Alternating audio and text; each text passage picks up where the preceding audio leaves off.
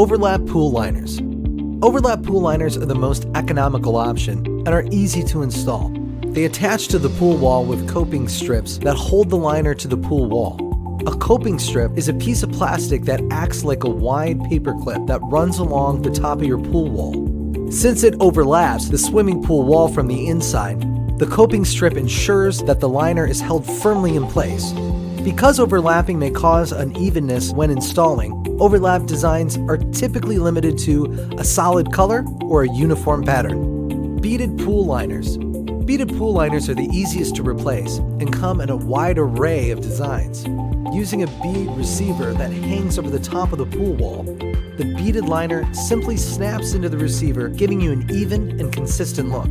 Because they install evenly around the pool wall, beaded liners flaunt beautiful designs and patterns, including wall borders and tile trims. Unibead Beaded Liners. Unibead pool liners are the ultimate in versatility and have a 2-in-1 feature that allows you to replace an overlap liner with a Unibead liner. Unibead liners have the option to be used with a bead receiver or as a J-hook liner. If you don't have a bead receiver, simply hook the line onto the rim of the pool wall.